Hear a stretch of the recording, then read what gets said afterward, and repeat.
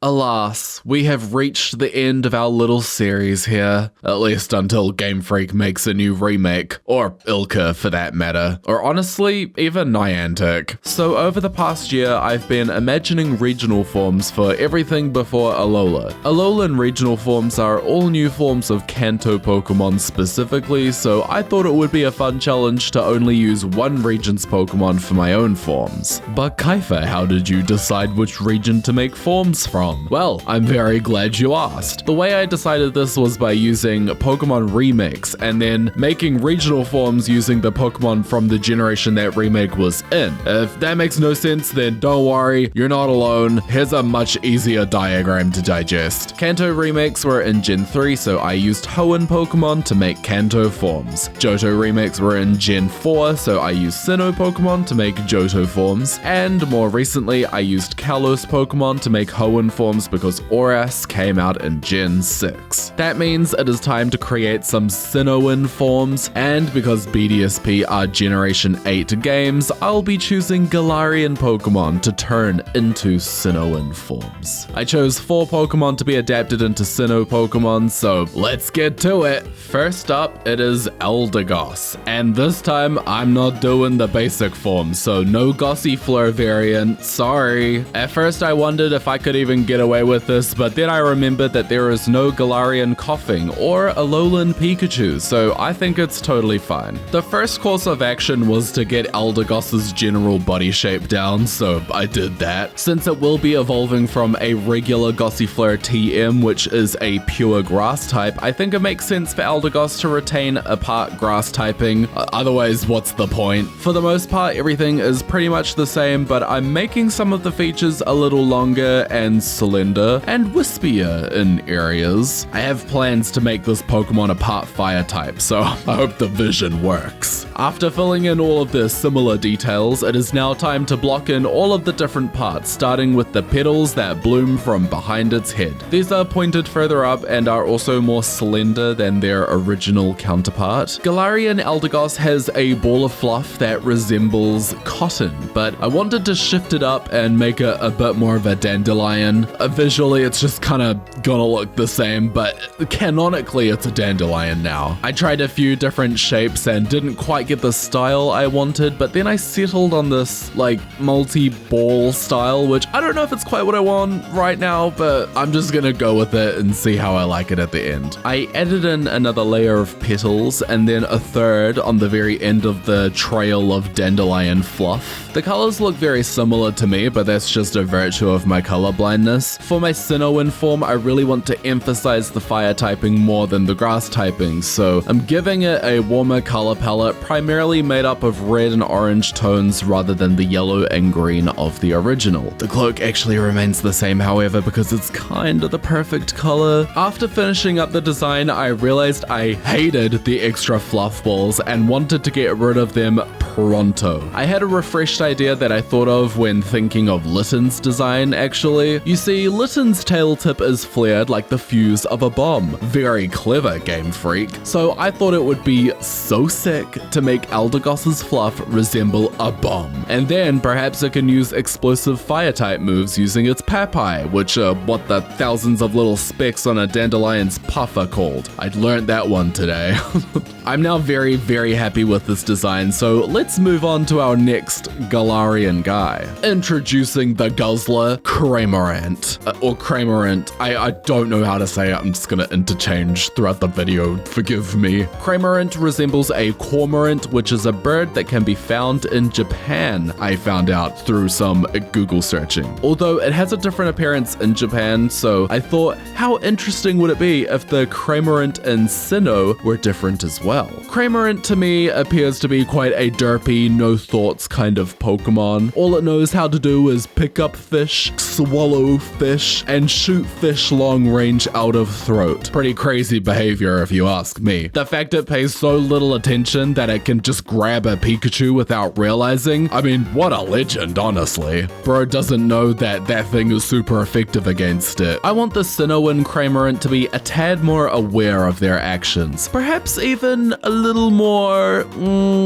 devious. Evil, that's the word. Yeah, I'm gonna turn Cramorant into a cunt. So I'm just doing the same as I did with Eldegoss, just getting the basic anatomy down first. I also made my first change, which is the eyelid kind of drooping down to, I guess, make it look a little cool, like it's got a bit of chewed. And also because the cormorants in Japan are two-toned, I want to have that same accent detail going on with the Sinnohan Cramorant. As for the body, it's pretty much the same. It's perhaps a little slimmer, but that's not really a conscious choice. It's purely virtue of drawing from reference because I don't really want to trace the artwork, if you know what I mean. I know that official art does it for some of the regional forms, but I think because they own the art that they are tracing, it's a tad more acceptable. So yeah, the rest is pretty much the same, except for some general proportional differences and some deliberate sharpening of the feathers, because when push comes to shove, Sinnohan Cramorant will stab. After sketching the body, I revisited the beak so I could give it barred teeth, because could you imagine encountering a random bird and it just gives you a grin full of incisors? That sounds like something straight out of the Hunger Games, and I want it in my Pokemon canon, faker canon.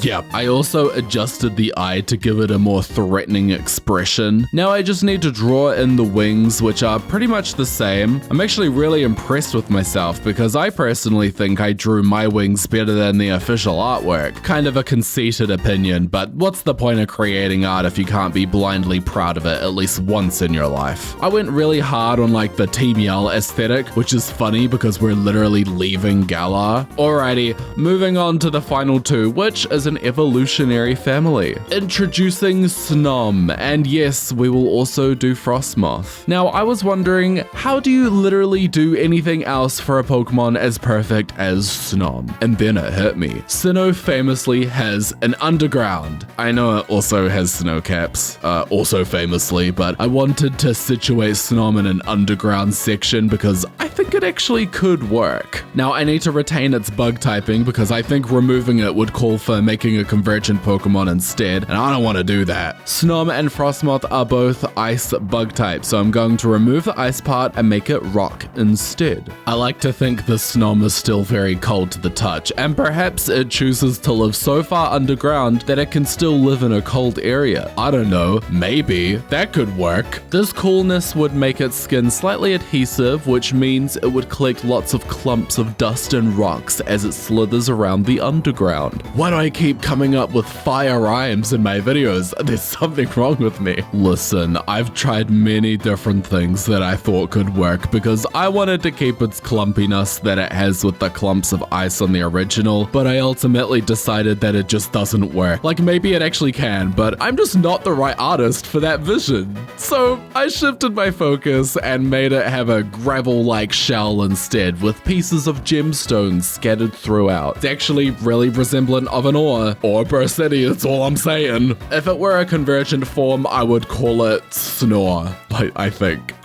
I kept its color palette cool because I'm going to contrast it with warmer colors for the gemstones. Alrighty, Frosmoth time. I was really excited to tackle this design because initially I thought, hell no, I'm not drawing that moth. It looks too complicated of a design to adapt into anything. I'm not up for the challenge. I'm getting so mad that I can't even speak anymore. But anyways, after my tantrum was over, I had no choice but to prove myself wrong. Alright, I mean, we will find out. I could end up making a pile of shit instead. I flipped the artwork because I find it a lot easier to draw from left to right, which is something I'm really only just learning about myself as I'm writing the script. It's either something that everyone experiences, or it's a huge detriment to my technique that I really need to work on. Who knows? My general idea for this Frosmoth is to have it weighed down by rocks because, like, it's living underground. Lol. The antennae are pretty tricky. I didn't have many issues from the far one, but the closer one proved proved difficult. I think another thing that makes Frosmoth hard to draw is that its face has really odd proportions, especially its eyes, which seem so huge when you're sketching them. Like, they will look fine, I know that, but oh my god, those are some lookers. Once I finished up the face, I moved on to the body, which is where things are gonna get a little bit different. Our friendly Galarian Frosmoth doesn't have a big body or any appendages that are at least visible in the official art. It's kind of just a Dorito with wings, what can I say? My Frosmoth will have little arms and legs, and it will also have wings that are going to be closed over its back. I would imagine if it got into like a really threatening situation, it would probably make a break for it and fly away for a short burst of time, but for the most part, these wings remain very well rested. I'm using the same colors I used for Snom for the gravel parts and the gemstones too. Frosmoth originally has more blue accented features, but I'm using red for my one. I think it's a good idea to continue what I did with Snom in that I'm accenting with warm colors and not cool ones, especially since it's no longer an ice type. The wings are a sandy color, and I very roughly blocked in some patterns that are similar to the patterns on the original Frosmoth's wings. Originally its wings are also translucent, but I'm not gonna continue that across my original form's design. Mostly because I'm just slightly lazy.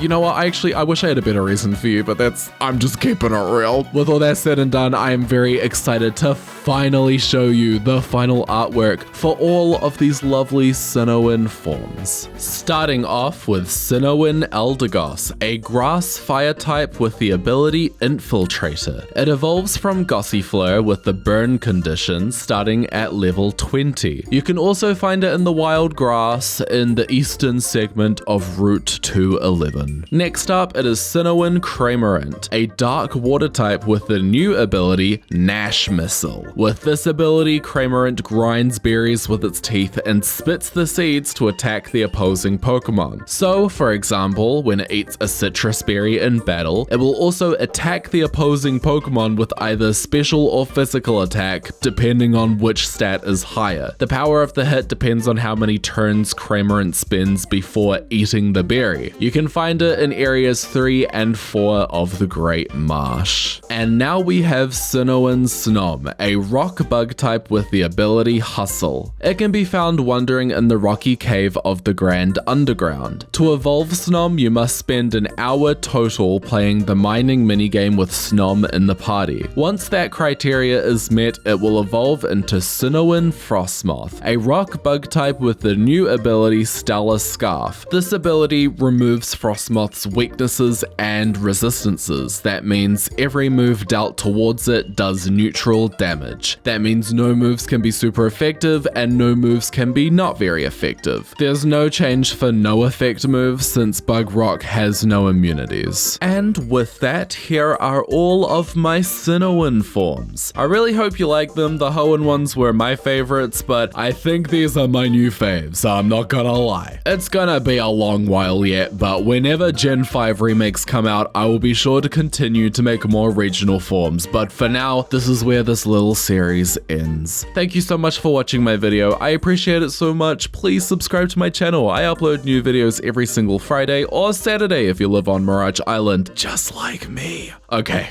bye-bye.